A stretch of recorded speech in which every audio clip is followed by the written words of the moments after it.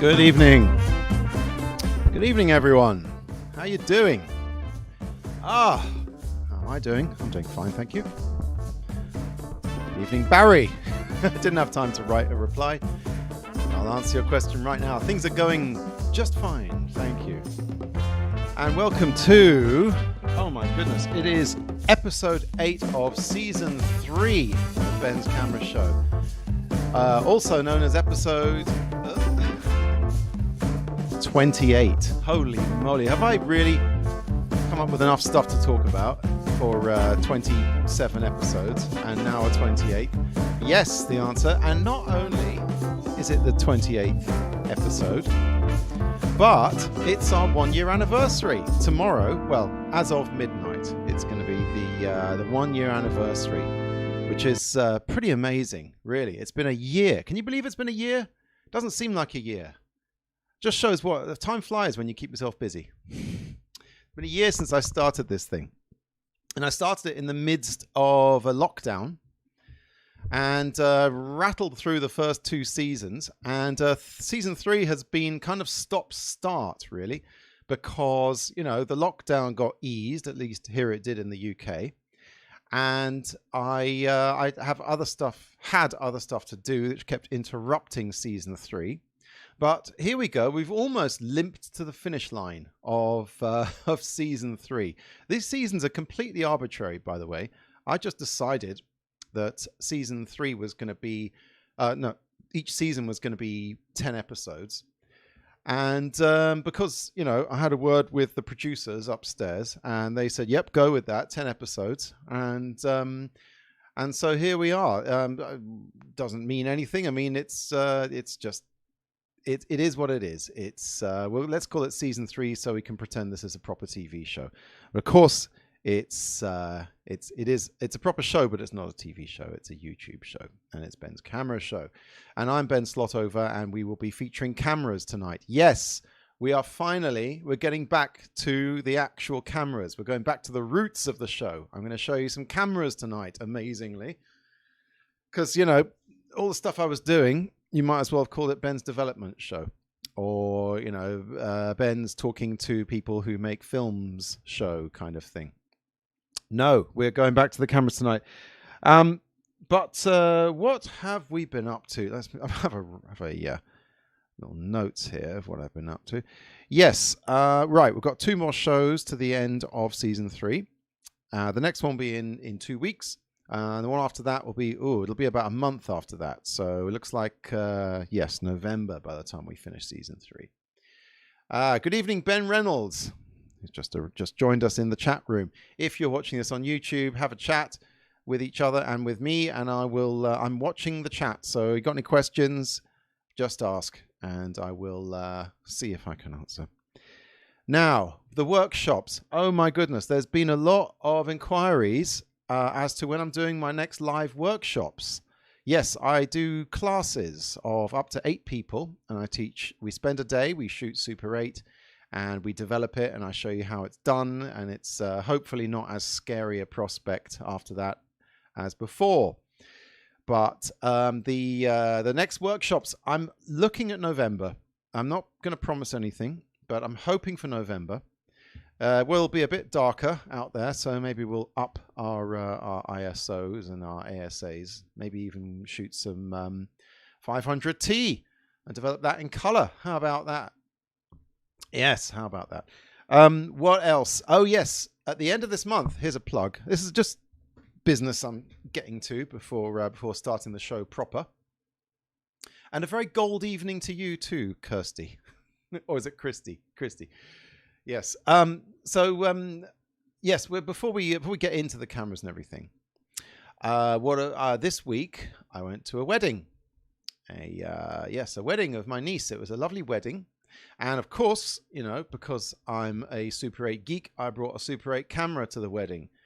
Now, you're probably wondering what the hell kind of Super 8 camera is good for a wedding. Now, I'm assuming if you're not a professional videographer, if you're just a guest at the wedding, as I was, you don't really want to bring your Bollier 4008 ZM2 or your very, you know, one's expensive Canon 814 XLS, or your very noisy other kind of cameras that are just going to basically get broken, or you're going to leave them on the table, or you're going to leave them on the side, or it's going to be a big pain in the bum to shoot. So I took my UMIG Mini 5. In fact, let's get some pictures here. Let's see. Firstly, I'm going to get into my little box here. Here I go. Boing, here we go. Right. I always love to make those rent-a-ghost noises. Let's get that away. And let's see. We have, what have we got on our slideshow? There's me at the wedding. Wearing my only three-piece suit, which covers up the gigantic gut that I now have throughout. I developed during the lockdown. What then? Oh yeah. Okay, so you got a suit on at some event. What kind of Super 8 camera would be best for that? Well, let's look into my inside pocket of the suit, and whoa, you can tuck a little UMIG Mini 5 into there. You can take the handle off it and slip it right into your suit pocket. Isn't that wonderful? And once you've done that, you can film with it. This is an awful picture of me. I'm right by the side of the lens, so of the professional videographer's lens. I'm basically standing in the background here, and I've got this look on my face like someone's just insulted my mother. I don't know. I was probably just talking to someone. I wasn't in a bad mood. I promise I wasn't in a bad mood during this whole thing. And what's that in my hand? What can we see there? Oh, yes. It's let's see if I can zoom in on that. Oops. Here we go. Let's see a close-up. There it is. There's the UMIG Mini 5, a little compact camera. You get it out at a wedding. You do a bit of filming. You put it back into your inside pocket. No one is any the wiser, apart from the fact that I rather stupidly brought it out during the speeches, and during a very kind of emotional and heartfelt moment in the speeches, there was this sort of noise going on from me. So yeah, that was a bit embarrassing.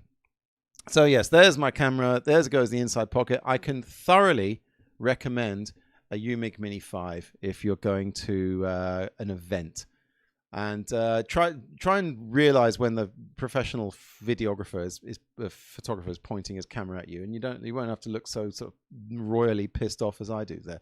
I promise I wasn't pissed off. I had a wonderful time. Anyway, so yeah, there's a little tip for you there. And that's the last of the Super 8 we're going to see tonight.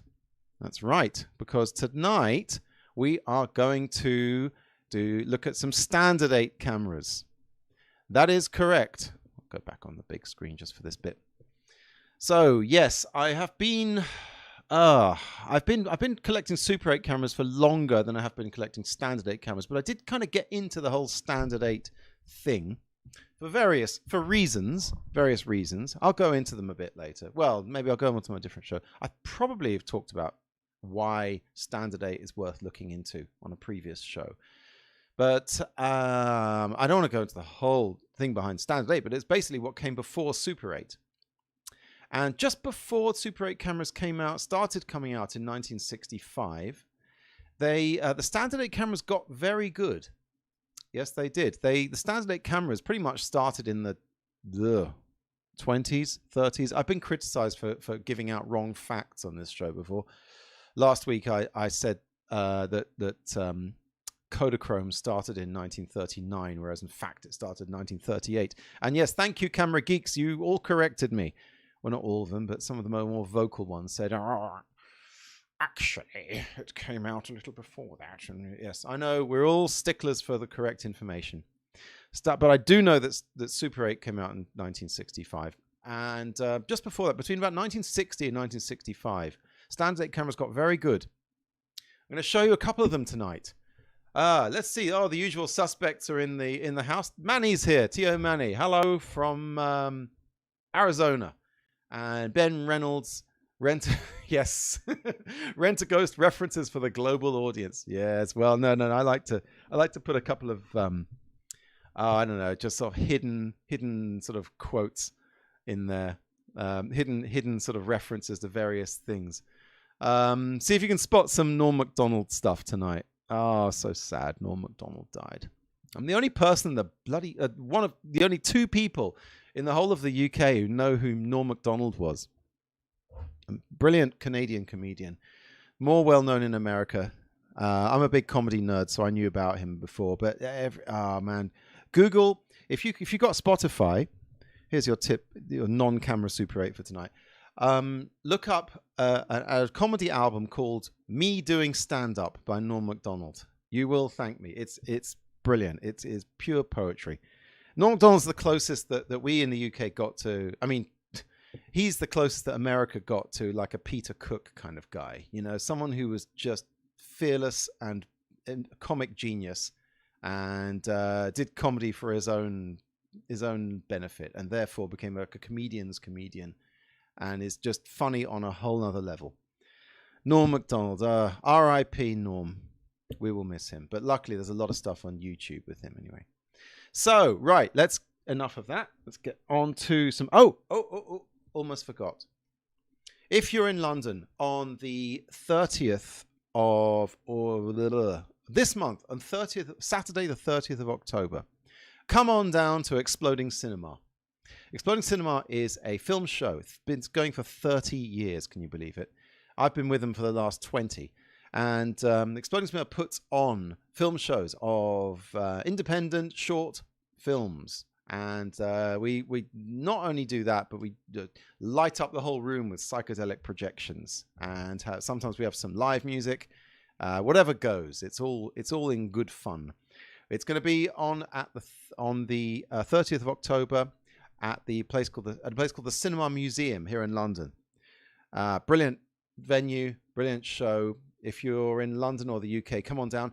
If you have made a film, as I'm hoping that some of this audience have, if you've made a film, then send it to explodingcinema.org, and we will show it because it's a completely open access film screening. Right, enough of a plug of that. Explodingcinema.org. If I was really organized, I'd put the website up there. But you can get it. You know, if you can spell Exploding Cinema, then write it into the Google, and you will be able to see what that's all about. So yes, back at the Cinema Museum, live shows, which is brilliant. Which makes me wonder if I should do a live Ben's Camera Show. I don't know exactly what I would do differently to this. I think I'll stay online actually, because I've got all sorts of technical jiggery pokery here, which doesn't really translate to a live show. Anyway, enough of that. Let's go on to the cameras. Let's once again, I'll go into my little box. And we're going to look at a camera. Ladies and gentlemen, please welcome... Oh, that's terrible music.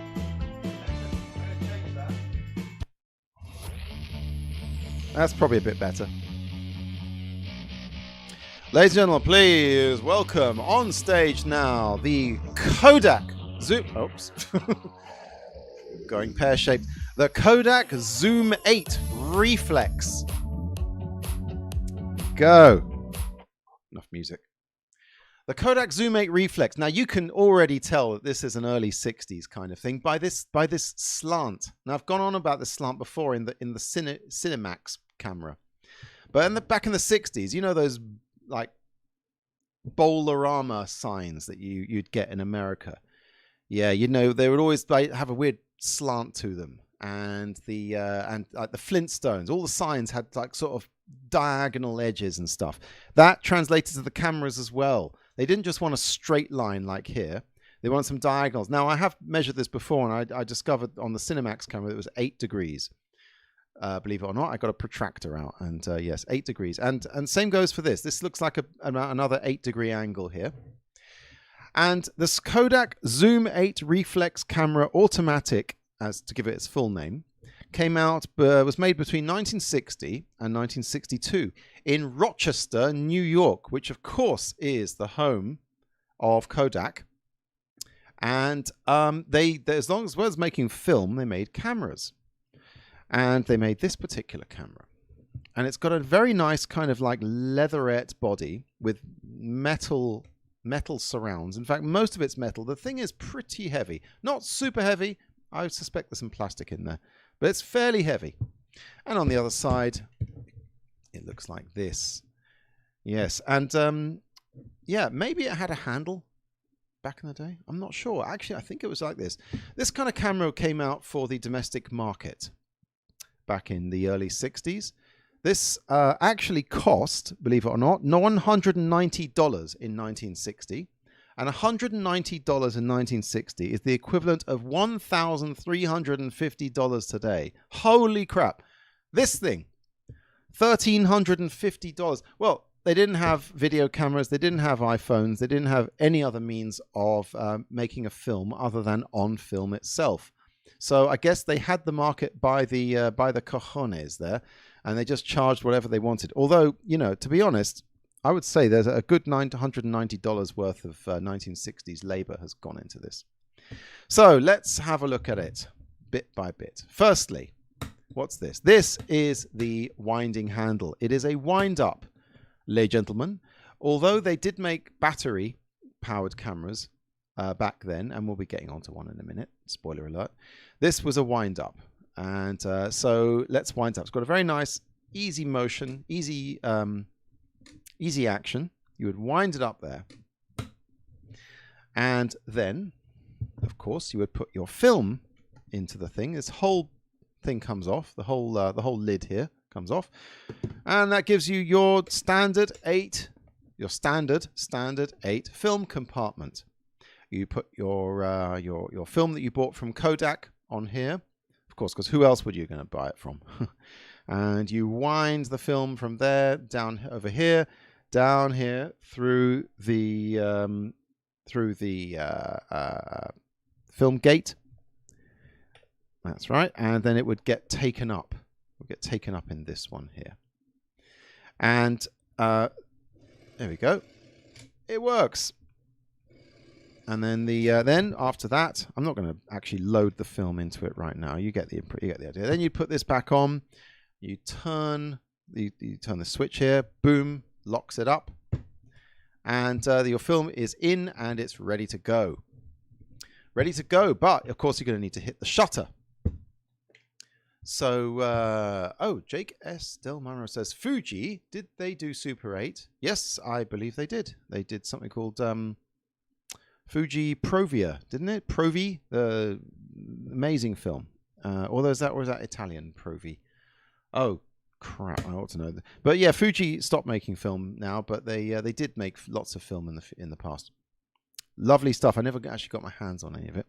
This is an interesting camera. It has 2 shutter buttons. It has one here. Zoom in there. It has a button. It says wide and tele here. But if you push that in. Let's get some sound on this. Why not? Because I've got an extra. Okay, here we go. Right, I've got the secondary mic on here now. If I press this button. Lovely. The sound of the 60s there. You push that in, it goes. And if you push it in and move the thing up and down. Turn that off for a second. If you move it up and down while you're shooting, it actually has a power zoom here, which is activated by pushing that thing up and down. Now, don't get me wrong, the zoom on this thing is crap. It's it's not good at all. I would say it's maybe a 3 times or 4 times zoom. Not the best zoom. And in fact, this knob, which you can turn here, is all I can do to zoom this thing in the at the moment, because when I move that knob up and down, it doesn't work. Yeah, well, this particular camera doesn't work, but let's do that again. Yeah, it's supposed to go zoom in and out on a power basis, and it's supposed to get that power from the wind-up mechanism. Something's gone wrong all the way, but there is a guy on YouTube who put a video up of this camera, and it does actually is supposed to turn like this. Never mind. Power zooms not working is a absolutely common occurrence with these cameras, I'm afraid. Never mind. Let's get on to some of the other features of this camera. Zoom 8 Reflex. Yes, this was some serious business back in the day. Reflex meant that what you see through the eyepiece is exactly what's going onto the film. And reflex cameras, I would say they came out in about this time, about the late 50s, early 60s. And yeah, it was a big improvement on the previous system. But what it is the film comes through the lens, and then before it goes onto the film, onto the actual. In fact, let's take this thing off so we can see.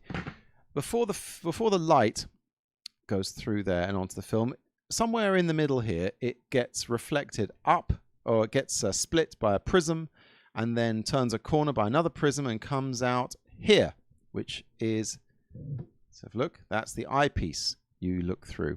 And it has, nice of them to put this in, but it has a focus feature there, so you can actually focus it to your eyes. If you're like me, you're horrifically long-sighted or far-sighted. Ben Roll said Fuji had their own system, single 8. Yes. Fuji did have single 8. In fact, I was thinking of doing an entire show about single 8, but I have to actually get hold of a Super 8 camera first. Single 8 camera. Before I do that. But yes, Fuji single 8 is basically Super 8 in a different cartridge. And I'm happy to say that they've actually started repackaging Super 8 film in single 8 cartridges. I saw recently, I think it's maybe Click and Sir in Germany doing that. Someone correct me if I'm wrong. It's a new thing, or rather a revitalized thing. So that's great that single 8 is back on.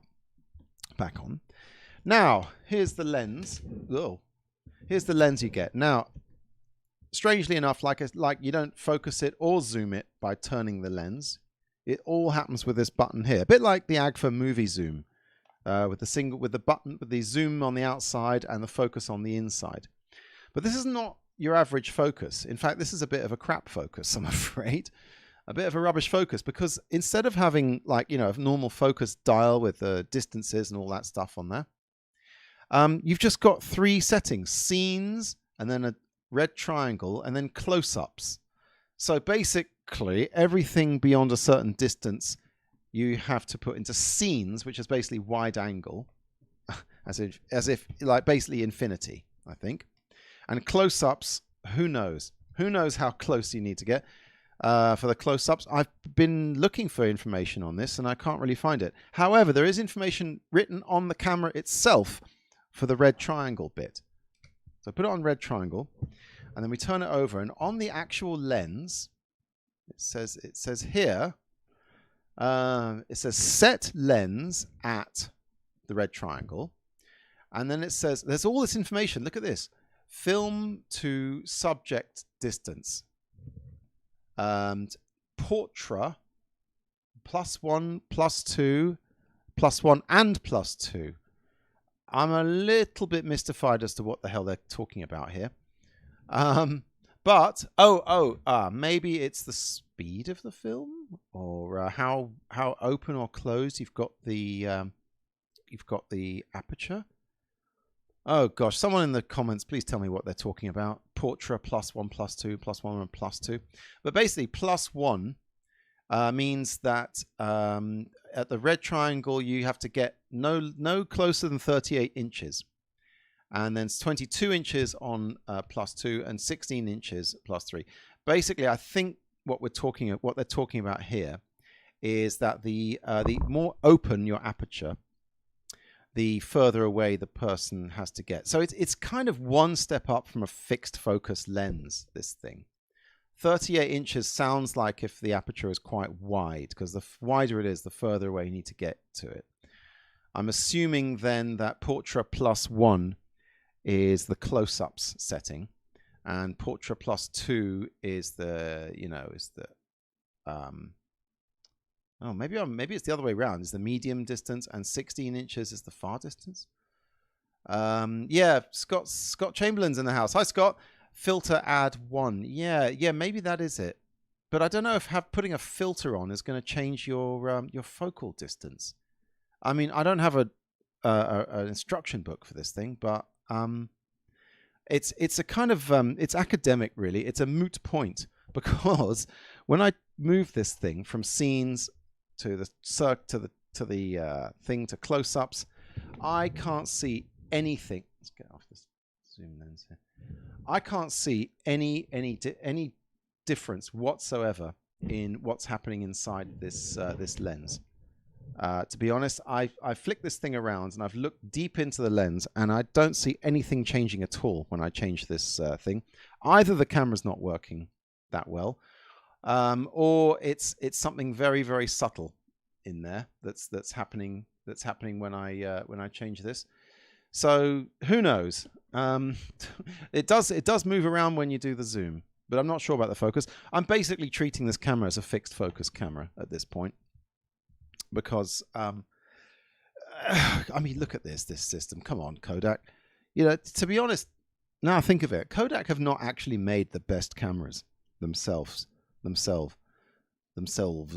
Kodak, yeah. I mean, firstly, what the hell's happening with their new Super 8 camera? I don't know. They've been, I think they're hoping everyone's forgotten about it.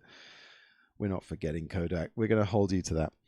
And also, you know, a lot of the Kodak cameras made back in the day are now not really working very well, especially the Super 8 ones. They made some very cheap kind of like family ones back in the day, which look nice but don't work so well. What about your aperture? Well, the saving grace of this camera is the fact that you can actually choose what aperture it shoots at. It's not all auto, but it's partly auto. And the other thing is, it doesn't need an extra battery for the light meter, which is amazing. It's got its own selenium cell. Oh, Scott said some more. Scott says they have the same thing with 3D camera, and you stack them up. The filters, huh? Oh, I'll have to look into that. I don't know. I should Google Portra, but I do remember Portra was the name of a stock, or am I thinking of Porter? Oh, I don't know.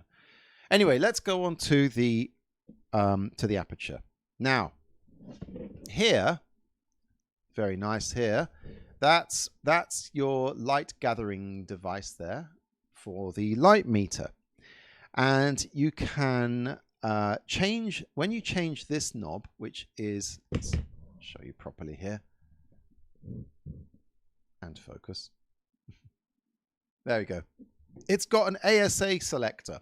Unfortunately, it's, well, a rather rubbish selection of ASA films by today's standards.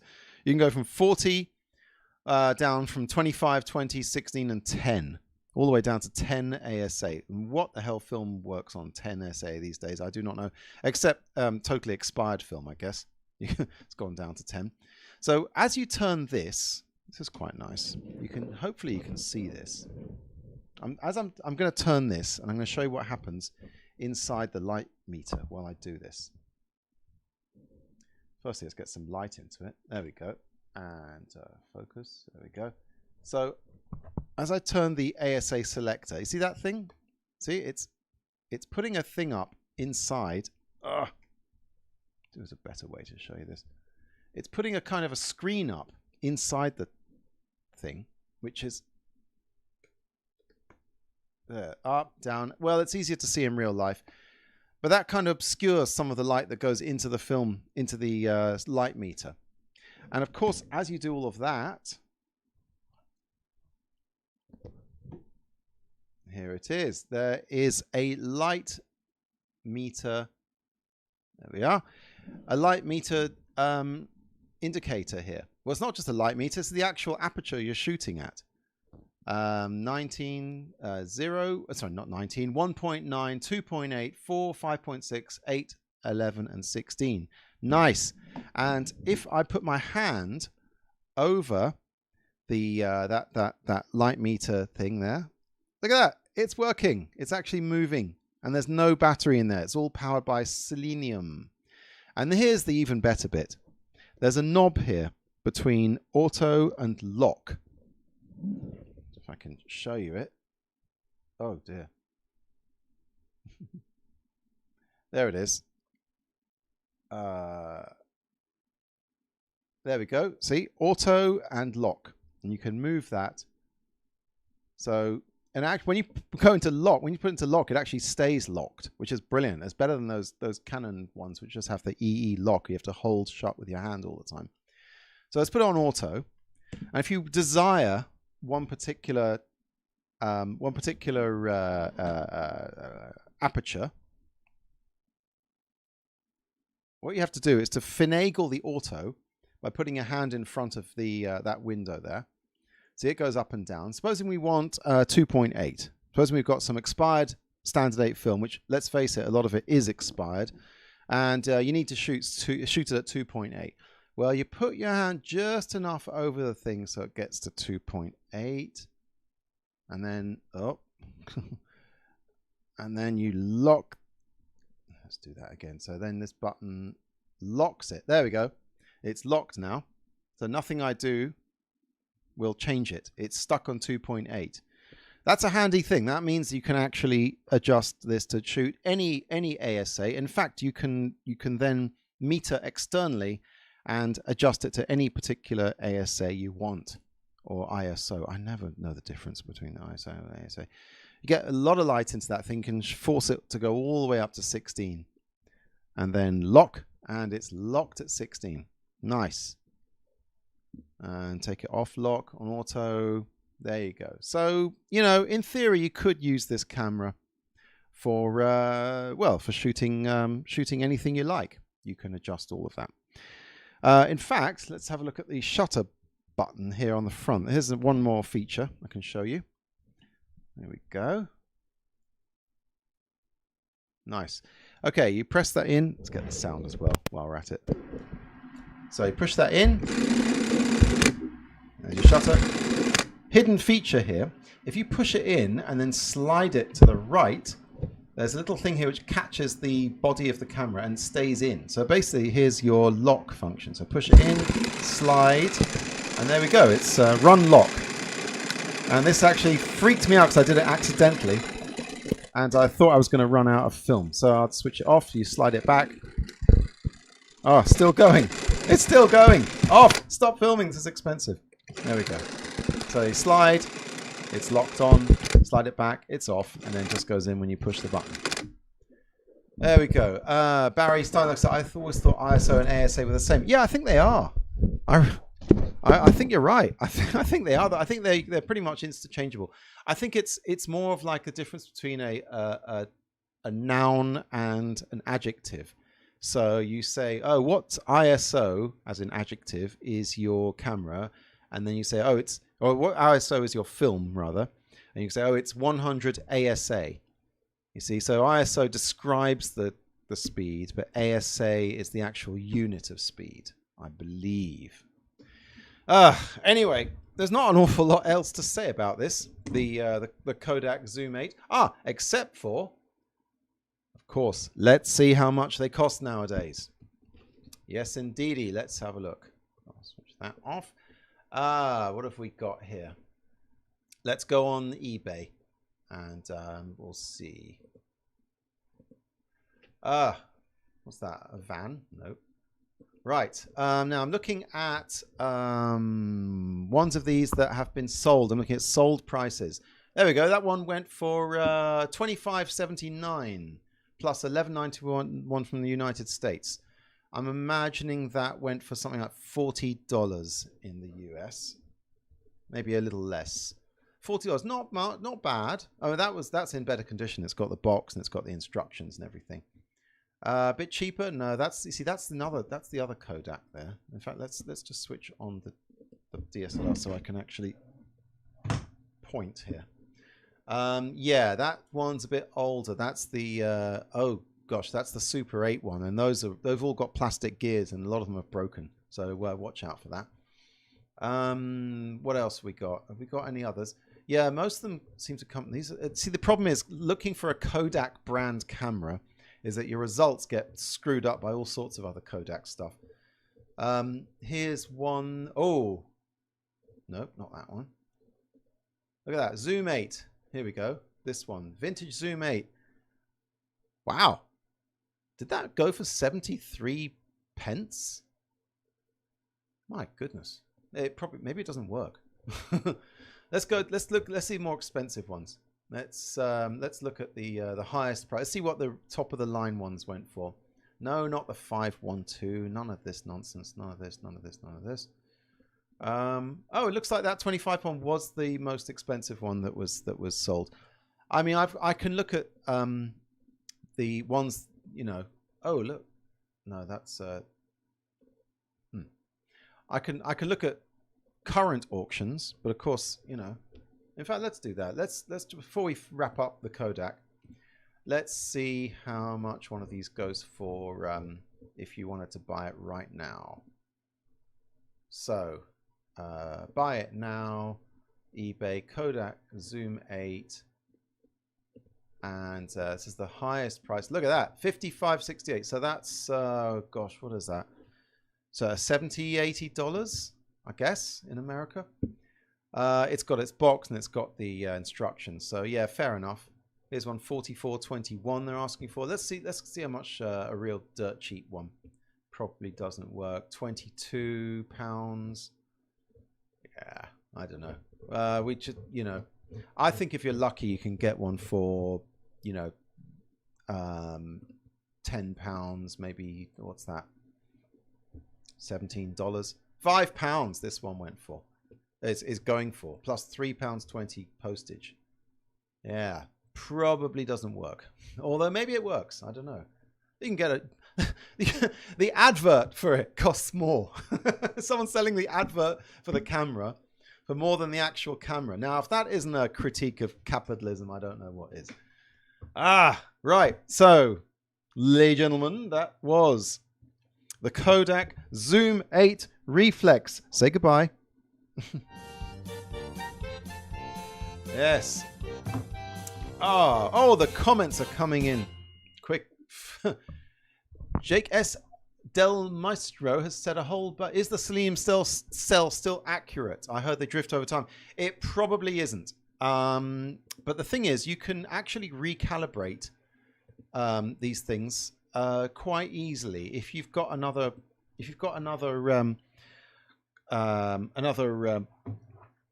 light meter, and you're using this, and this thing says, oh, what does it say? Oh, it says you should be shooting at 5.6, but your actual, you know, light meter says no, mate, it's more like 8, f8 or f11. So you could actually then just sort of twiddle the ASA selector until it says 8, and then maybe you've calibrated that properly for your film that you're using. My advice is to use an external light meter anyway, but in a pinch, I guess use the internal one. Right, okay. Jake says ASA is just an older name for ISO. ISO stands for International Standards Organization. Oh, TIL, I guess they say, don't they? Today I learned something. And DIN was also in use, but once it became an international standard, they were replaced by ISO. Well, thanks for that, Jake. Drake dropping the knowledge here tonight. Are we ready for the next camera? Let's go on to the next camera, because this one I'm excited about. Mainly because I don't have it. I sold it. Yeah, that is correct. This next camera is one I sold. But before I sold it, I made a film about it. So I have a pre-recorded segment where I'm going to talk about the next camera. And the best thing about that is that I can nip off and make myself a drink while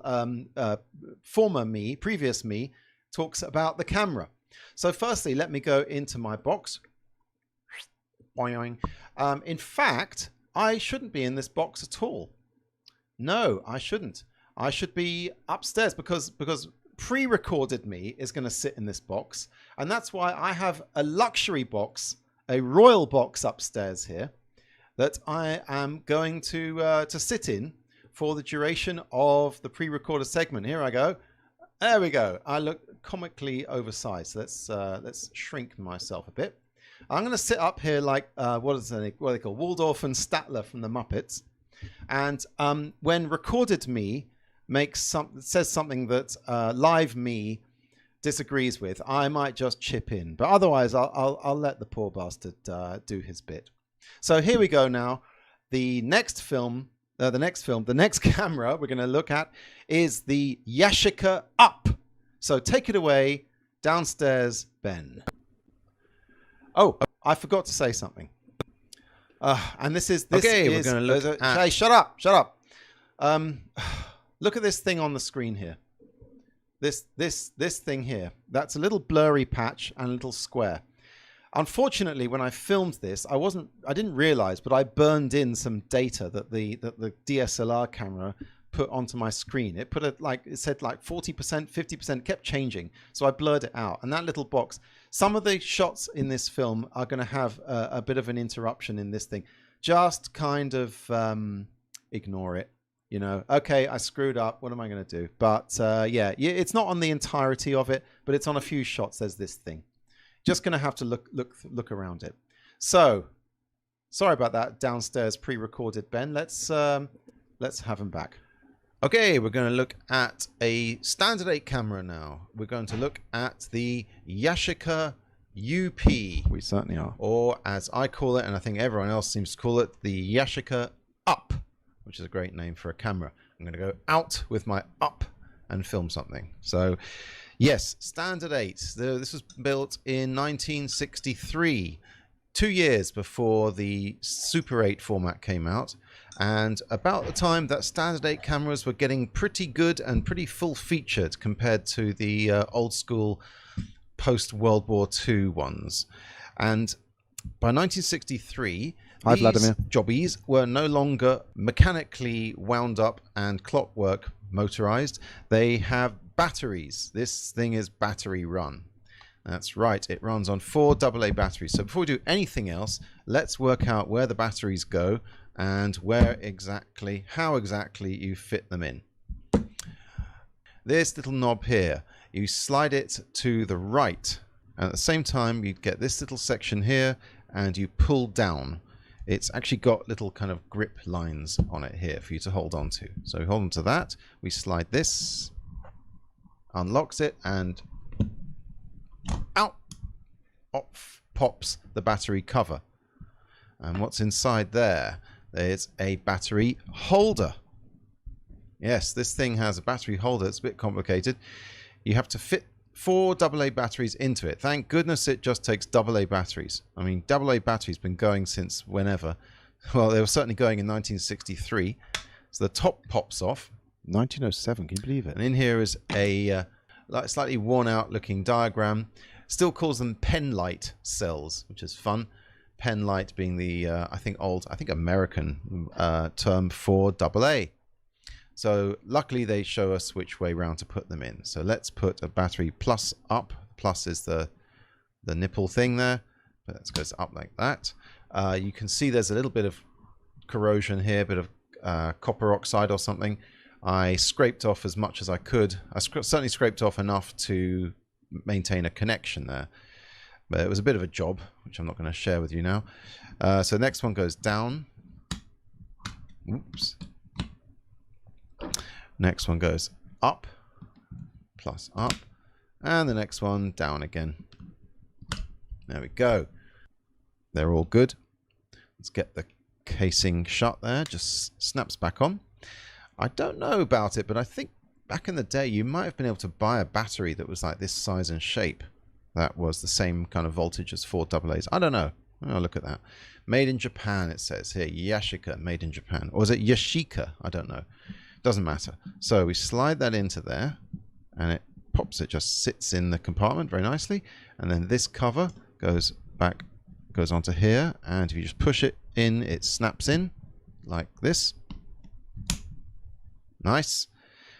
And let's see if the battery is working before we do anything else. This little knob up here, this white knob here, that's the battery test.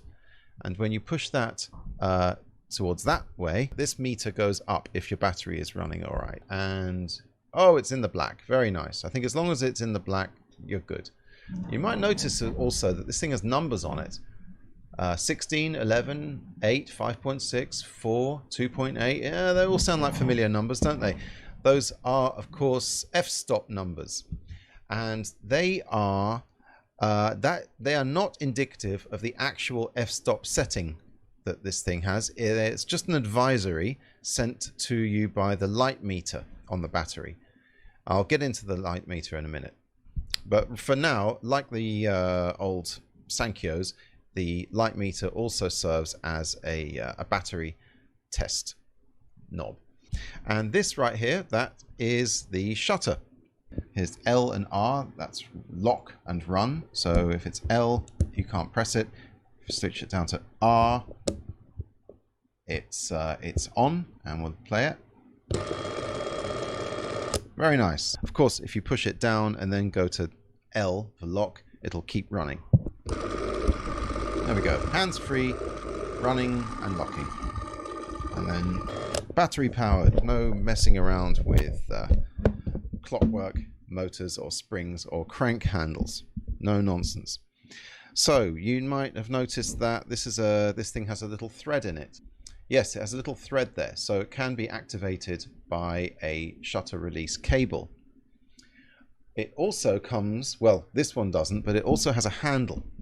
A lot of these Yashica UPs or UPs have a handle here which has a mechanical finger which starts and stops the motor. I don't have one of these, but I have something similar. I have this handle with a normal tripod mount screw on it and a trigger which activates a mechanical shutter thing. In fact, let's stick that on there like that. So you can actually hold this thing. It's come out, never mind. You can hold this thing. It looks a bit ungainly, but you can actually shoot with this thing. Now let's have a look at some other features of this. Okay, let's flip it round. There's stuff on every face of this camera, every side. What's this here on the back? Here's our running speeds. We have 12, 16 and 24. 16. Okay, and here's 12. And here it is running at 24 frames per second. Nice. Below that, speed control, is this R control. Oh, we're getting exciting now. Not many standard 8 cameras have electric remote control switches. It's not really a switch, it's a socket. I don't have a remote control, but I do have this, which is it's actually from a UMIG. It's a start and stop button, and it has a micro jack on the end of it.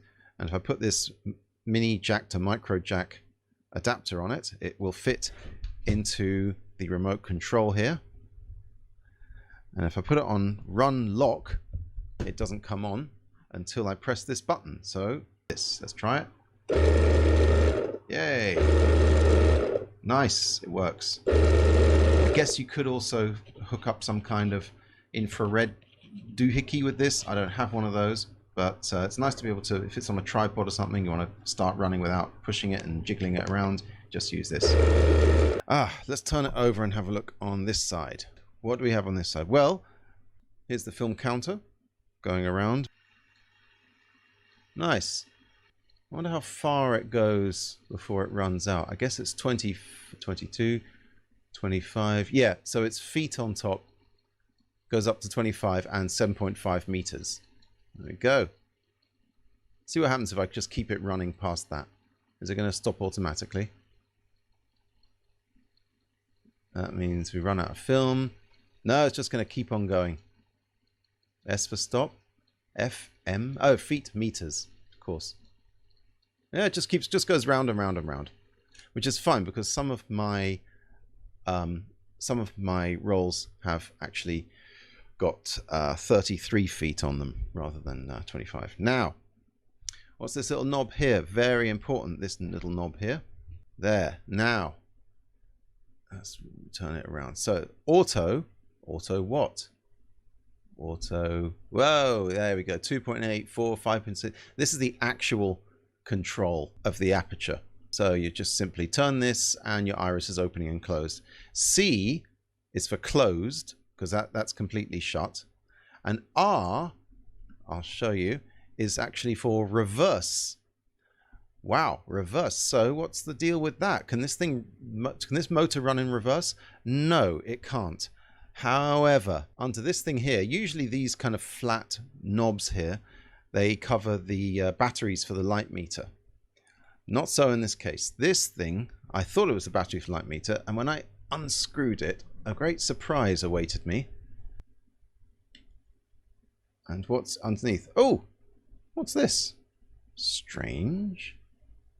It's a little piece of paper. And it's an extra instruction here.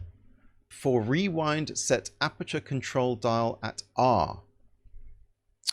So you got to turn this thing. C, that's closed. R, there we go. That's reverse.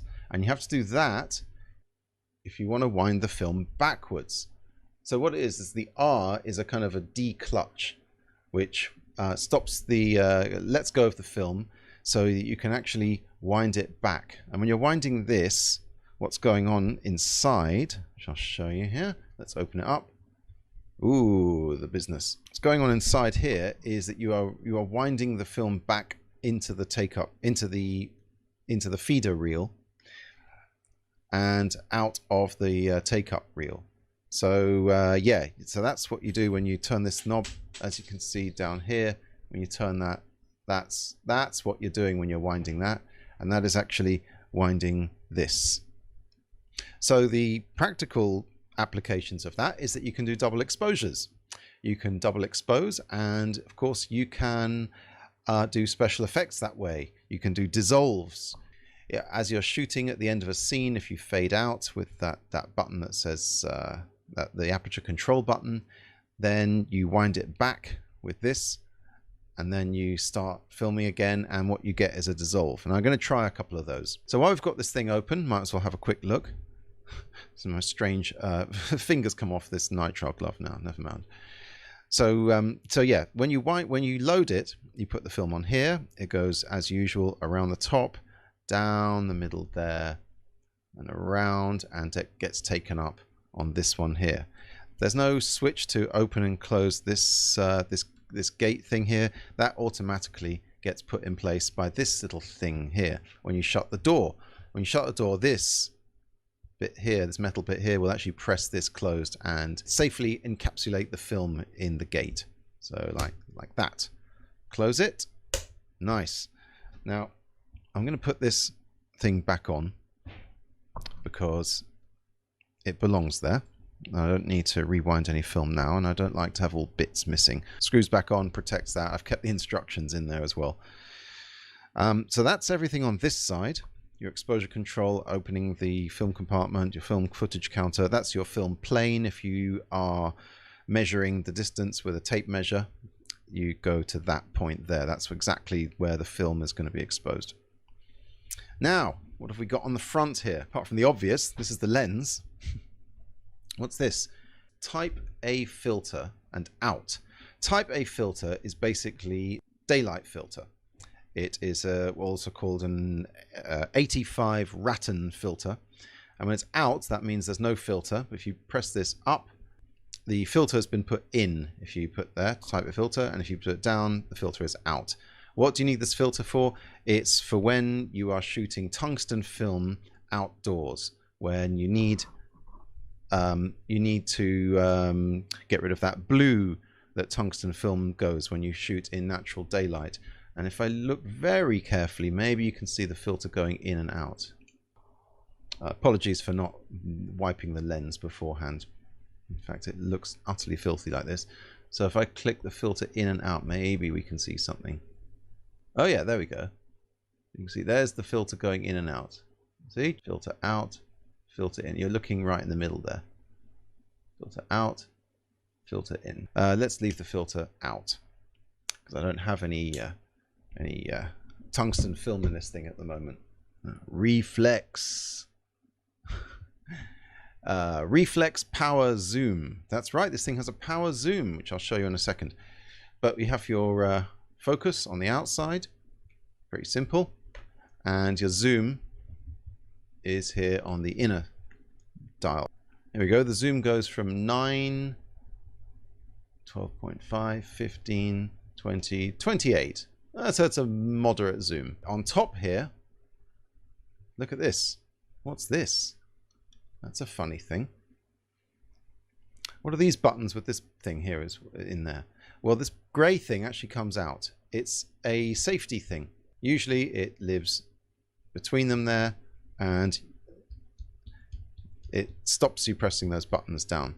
And when it's removed, we get the glorious power zoom. So here's our power zoom buttons, and it works. So W for wide angle, oh, T for telephoto, and there it goes. And it's very smooth, which is amazing because a lot of these old cameras, the power zoom's the first thing that goes. This seems to be working absolutely fine, which is great. And of course, being electric, it just takes the power from the 4 AA batteries there. So let's put the blank back in to stop that happening, stop us accidentally pressing it. I bet these grey blanks things get lost like you wouldn't believe. I imagine as soon as you take that off and put it in your pocket, you're going to lose it. Luckily, this one still has it in. Now, let's get on to the light meter, which is this thing on top. Very nice aperture adjustment there for the light meter. Let's see what ASA films it can meter. On this side, it's DIN. It's got a meter and it's marked in DIN. Who uses DIN anymore? 11 up to 29 DIN. And those numbers underneath 2, 4, they are if you're metering plus 2 stops or plus 4 stops, I think you line it up with the 2 or the 4. But usually, or maybe it's double or quadruple. Oh god, I can't remember. But a lot of these have these. A lot of these cameras have this kind of thing. But you really want to use the arrow there. On the other side, it's the more familiar ASA, which goes from 10, 20, 25, 40. 80, 160, 320, 640. It can meter all the way up to 640 ASA, which is incredible. I don't even know of any standard 8 film that's 640 ASA. Even when I get my specialized Kodak 500T in standard 8, get that perforated up by Ed Nowell, even that is only 500, and say 400 with the filter in. The daylight filter, but it goes up to 640. Of course, when you're turning this thing, all it's doing is opening and closing this, which is the amount of light that's allowed to go into the light meter and hit the cell there. Now, for the bad news. Unfortunately, this thing won't actually automatically open and close the iris. It will just advise you here what f-stop you need to set it at, and then you'll do it yourself on the other side. So the light meter does in fact need a battery, and the battery is the light meter under this thing. Now, had some problems with this because the batteries were left in it by some dunderhead, and they expanded and they're stuck. In fact, when I tried to unscrew this thing, what happened was the cap came off. So here's really the only issue with this thing, and I can see someone has attempted to get this thing off. It basically, the cap came off, revealing this. Now it looks a bit like a top of a cap that screws in on top of the actual light meter battery, and that thing is stuck. That's probably unscrews, but I think the battery's probably gone bad inside, and it's wedged that thing in there. Well, it's got these 2 holes in it. They were holes that I expanded myself with a drill. This is what I'm going to do. I'm going to get a couple of these small nails. Now, I've used this before. My friend Mr. X showed me how to do this with self-tapping screws. I don't have self-tapping screws. We're going to have to use these little nails instead. And what I'm going to do is I'm going to hammer these nails into these little 2 holes here. And that'll give us some purchase that I'll be able to rotate this thing with pliers. So yeah, let's try that. I'll hold that nail in place with these pliers, and hopefully I can get that in there enough so I can. Okay. You're piercing the battery, Ben. Nice. That's not a good idea. Let's get the other one in. Don't pierce the battery. So they're both in. It's got poison in it. I'm going to try and use this to hold onto the nails and just rotate the entire thing. Yay, it's opening. No, it isn't. Aha. It's just going round. It works. It doesn't. It The doesn't. awful system works. So let's just try that some more. I did also spray a tiny bit of WD-40 into this thing. Don't let WD-40 anywhere near Now, your I don't know camera. if this is one of those ones that's got a screw thread, or it's just you turn it and it pops out. But I'm just going to keep turning it around and see what happens. Nothing's going to happen when you turn Oh it. dear. That nail came out. In fact, the nail, oh dear, the nail's actually sheared off inside the thing. Don't touch Maybe your I can face grab after the sides of this, so it will come out some more. Yeah, you scratched No. it. Nice going there. The fucking thing is going to come off. Now, you can see here that there's so much green copper oxide and rust on this that it's actually activating the green screen. So here I've got a filing thing from a Dremel on the end of an electric drill. I'll see if I can just scrape that stuff off. You're playing a dangerous game there. Bits of rust are probably flying all over the camera. A bit better.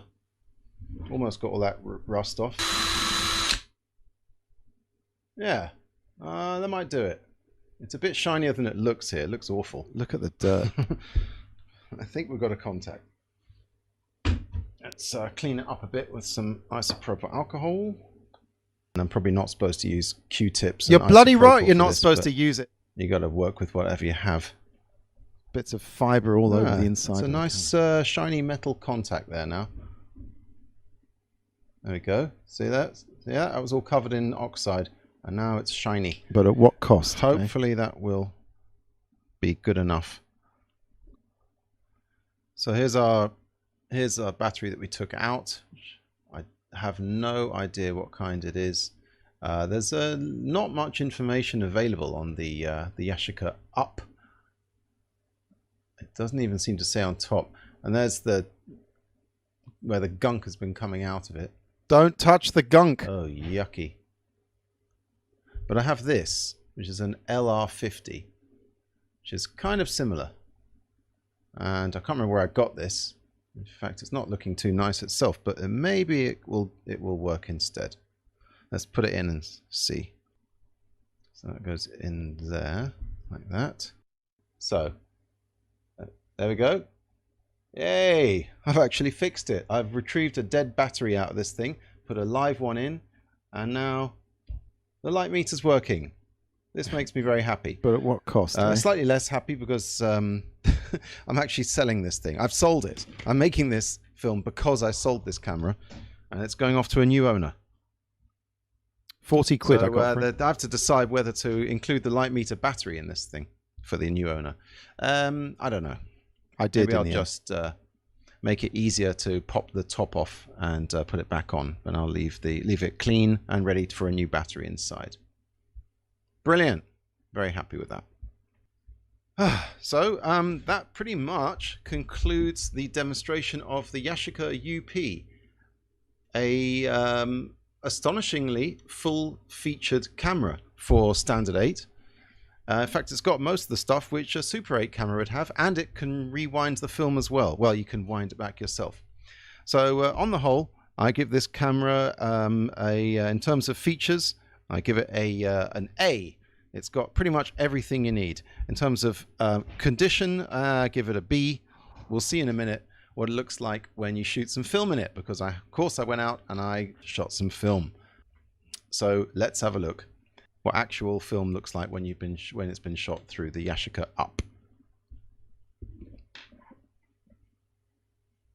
All right, that's the end of the pre-recorded segment, and yes, it is quite fun critiquing my own pre-recorded self. Don't we all wish that we had a sort of a future self on your shoulder heckling you from the opera box, so you could not make so many mistakes. However, I'm still here. I don't have mercury poisoning, I'm happy to say. Firstly, though, I forgot to actually show you some footage from the Kodak camera, because of course, I went out and shot some footage from the. Oh, where's everything gone? Where am I? Oh dear. Oops. Here I am. Yes, of course I went out and shot some footage on the Kodak camera. And let's have a look before I show the Yashica footage. In fact, it's quite good. I'll show you. We'll be able to see the both of them, one after the other. So the Kodak footage. Here we go. Firstly, on a bit of black and white.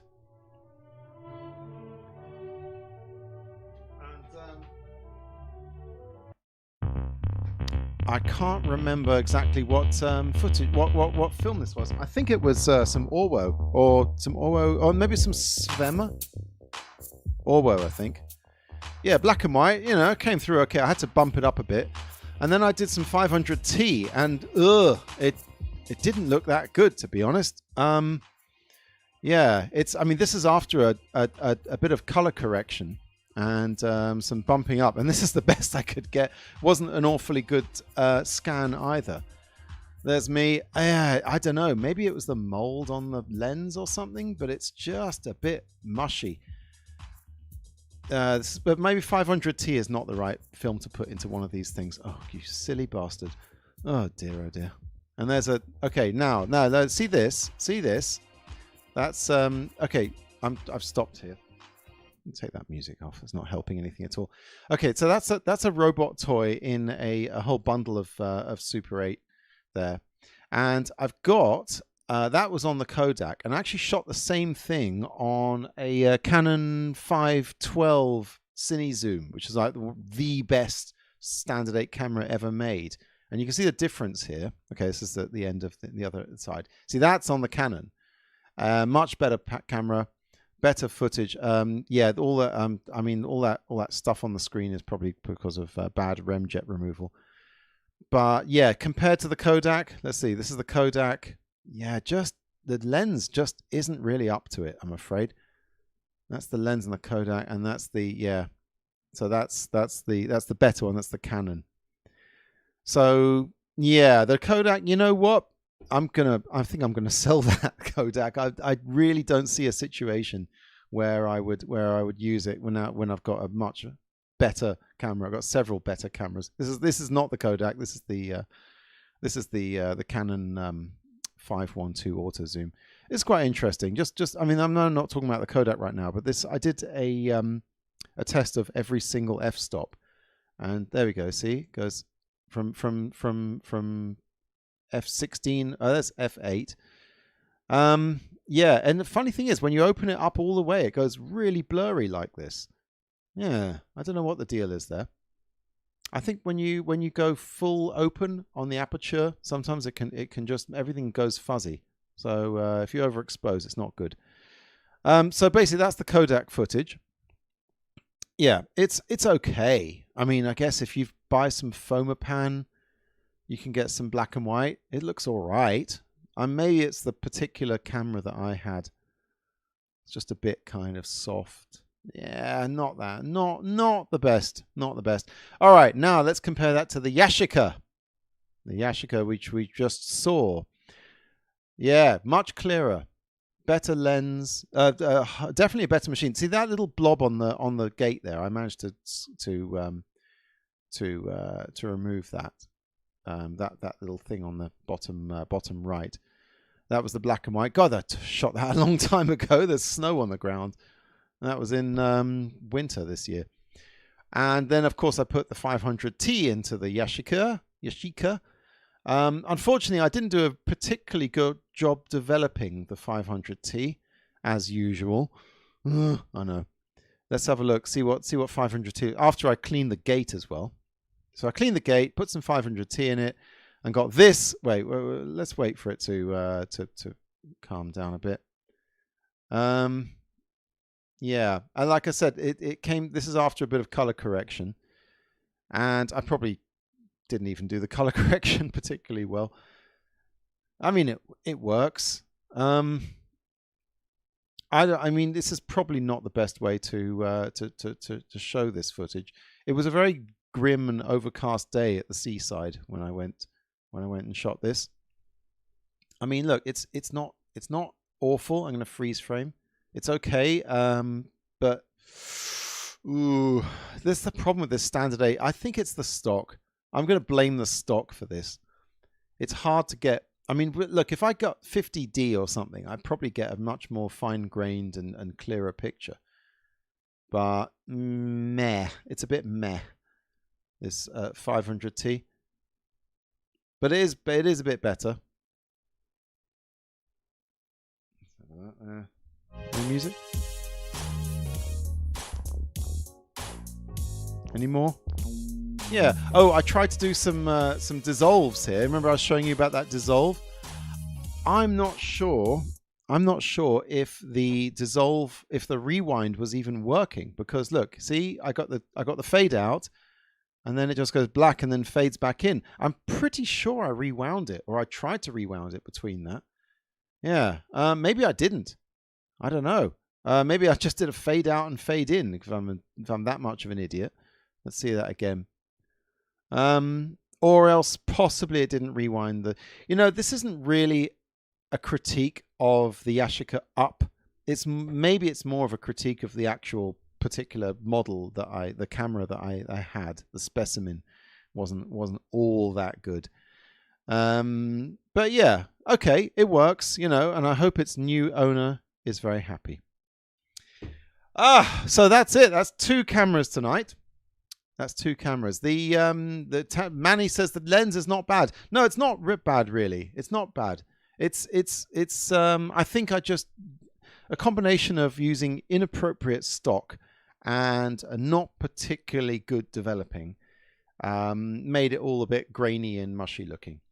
But if you get a Yashica UP in good condition, I would say give it a go. It's got some good features in there. Yes. Right. It's time for the film of the night. And of course, because of the Standard 8 theme of tonight, I'm going to show a film on Standard 8. Yay. It's going to take me a little while. Yep, that's filmed. Okay, I'm going to project it on the wall here. My only remaining Standard 8 projector that works is poised and ready to play a little Standard 8 film. Yay, we're going to finish off with some entertainment. And the film tonight I got from some Super 8 fair. I bought it because the film is called... It's called... you can't even see it there. It's called Ben in Society, which I thought was hilarious. But seeing as I'd taken a camera to a wedding recently... Ben in Society. Now, it's not me. It's a guy called Ben Turpin, who, I mean, damn, even if you know about Laurel and Hardy, Ben Turpin, who guested on a couple of Laurel and Hardy films, might be a bit of a unknown name to you. He was a silent movie guy, and he had crossed eyes, or at least one eye was crossed all the time. And back in the day, I mean, people thought that was bloody hysterical. It was so funny. He made a career out of being a silent movie star with crossed eyes. He even had an insurance policy against his eyes becoming uncrossed. So if his eyes ever became uncrossed, he'd lose his job. And so he had like $1 million insurance policy, just in case his eyes became normal again, because that was his thing. Anyway, I'm going to turn some lights off, and we're going to look at a bit of Ben Turpin. Let's get some lights away. Because this is a bit of a weak projector, I'm going to have to... there we are. I'm going to have to turn all the lights off. Bear with me. Okay, right, now we're getting somewhere. Not only am I going to have to turn all the lights off, but I'm going to have to focus and reposition this camera, this DSLR, filming the screen. Anyway, so let's have a look at Ben in Society. Okay.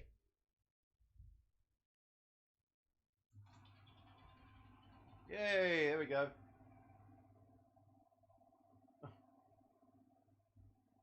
Focus the bloody thing first.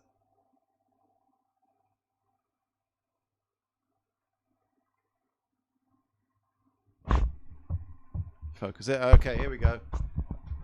There he is. That's him. There's Ben Turpin with the eyes crossed, and he's got a thing over his moustache. He has a moustache.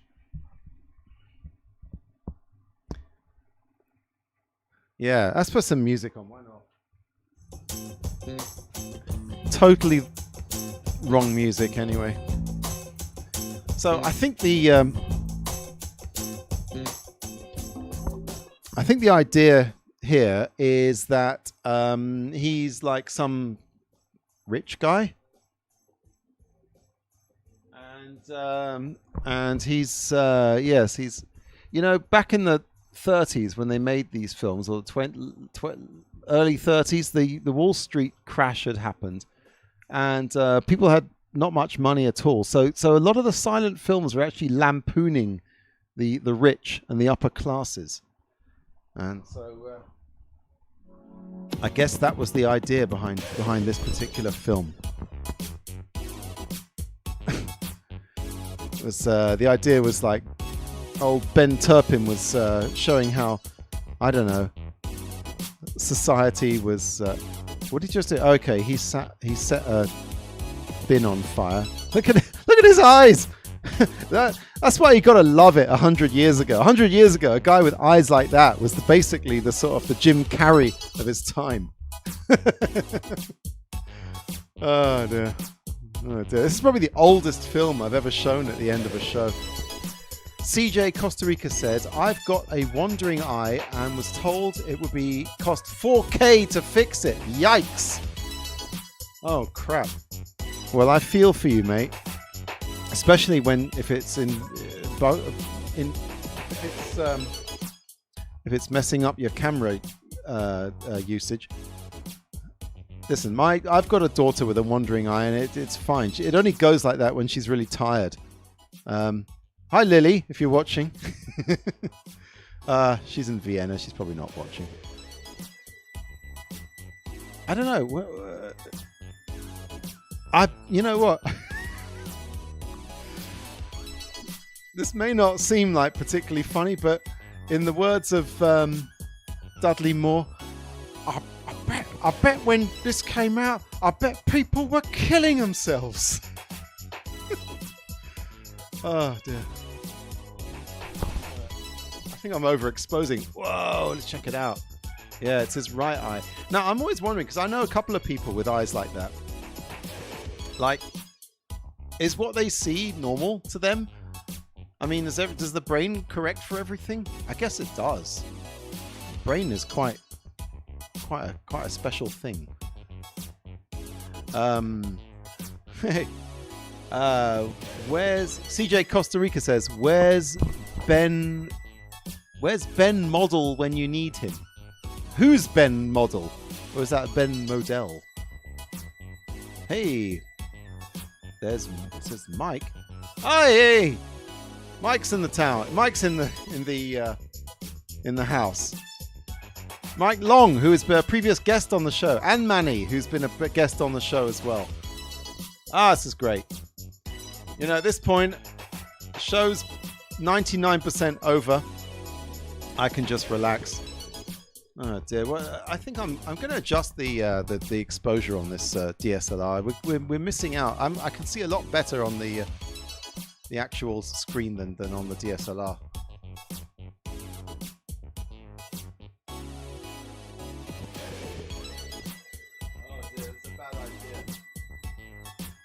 Bloody hell, look at that guy.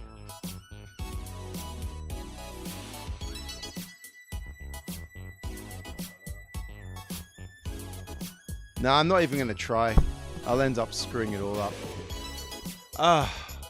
Hey, who's this? Neb Laharam. That's a new boy, a new guy in town. He says, something a projector service guy like that. I knew a projector service guy like that. He did our Dolby alignment. Well, I guess just because his eyes are all boss-eyed and messed up, it doesn't mean his ears aren't working.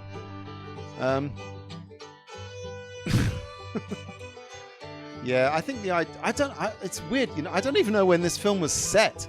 Some people are dressed in Napoleonic era stuff, and there's Ben Turpin there, all with his face covered in custard pie. Is this basic? You know what I think? Ben Modell's a silent film accompanist. He live streams silent comedies every Sunday. Hey, CJ Costa Rica, thanks for that info. I will check that out. I love live silent film with live accompaniment. I will definitely check that out. Thanks for tuning in, Ben Modell. I reckon they had all these sets and all these costumes left over from some legitimate movie, and someone like Hal Roach probably said, like, hey, you know what? Before you take down all that stuff and put all those costumes back, I've got this guy Ben Turpin. He's going to come. Yeah, he's hilarious. Let's get him in. Let's get these bunch of guys we pulled off the street, and we'll just dress them all up in these outfits that are left over from what's his name, Abel Gantz's Napoleon. Sorry. He says I'm not new. I'm Ben. He did the picture too. The hell does that mean? Oh, I see. He's changed his name. He's put his name backwards. Neb. I should know about the word Neb. You know, I try not to give like extra special treatment to people called Ben on this show, but it's hard not to. You know, everyone out there except for Ben. Oh God, there's some Ben who's a right arsehole who I can't remember. Is okay in my book. Who is it? Ben Franklin might have been a serial killer. That's what I heard tell. But you know what? If you're not called Ben, you're still welcome here. Because although this is called Ben's Camera Show, because I'm Ben, not because only people called Ben are allowed to come. What would my viewing figures be like if only people called Ben were allowed to tune in? I don't know. God, how much longer is this thing going to go on for? I'm not even sure what the story is here. I'm not...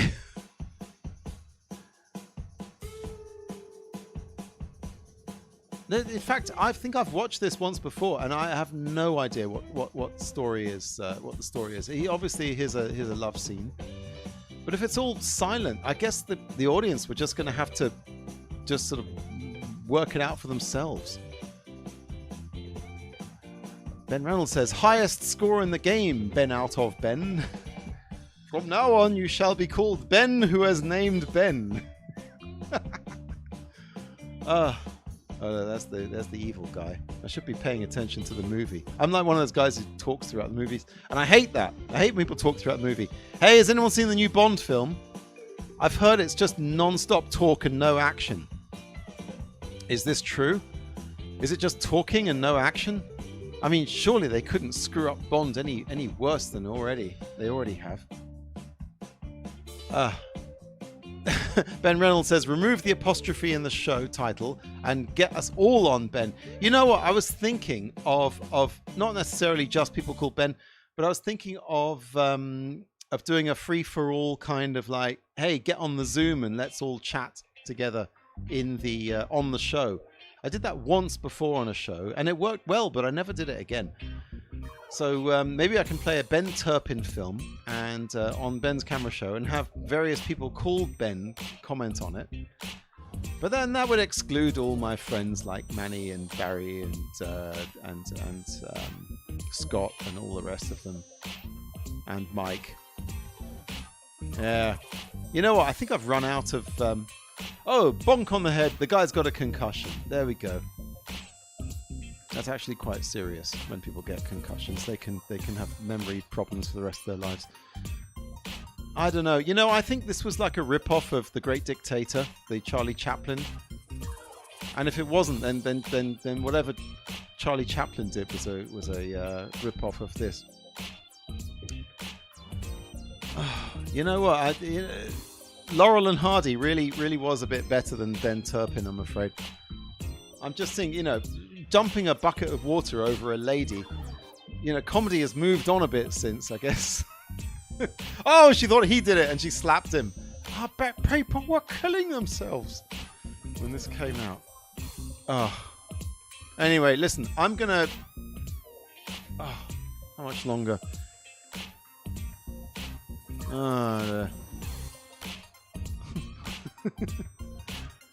I think I'm gonna wrap it up. Let's put the credits on.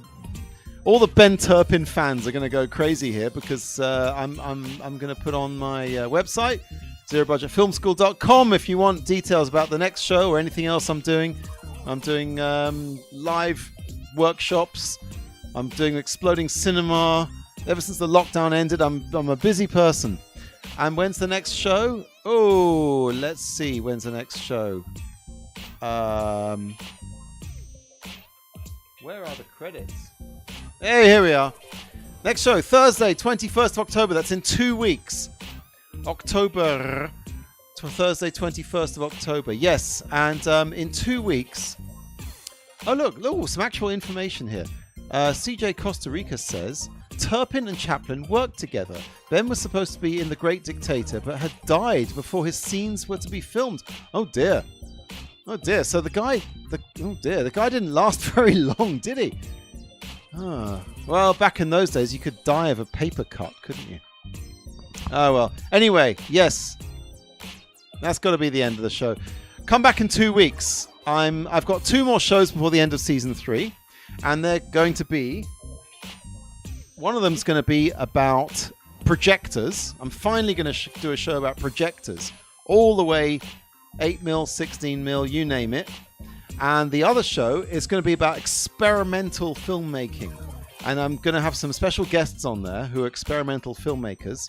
And I'm just going to show all sorts of weird stuff. Stuff that you would never do with your actual, filming your friends and your kids and whatnot on Super 8. Yeah, if you want to get weird, experimental, why not? I'm going to do a show all about that. Just about all the crazy and wacky effects you can do. Not only in camera, but in developing and in editing and all sorts. That's going to be a fun one. Thursday, 21st of October is going to be one or the other of those shows. Who knows? I may even just pull out another few cameras and talk about them. Thank you, everyone, for tuning in. It's been a great show. I've actually enjoyed myself tonight, which you can tell because I'm not stuttering and mumbling and erring and umming all the way through. Let's get that off there. Okay, that's it then. Let's let the Ben Turpin, respect the guy. He died after making this, as did everyone else involved. Yay, the end. Ben in Society by Ben Turpin. All right. That's it, everyone. Good night, and I'll see you in a couple of weeks. Love you all. See ya.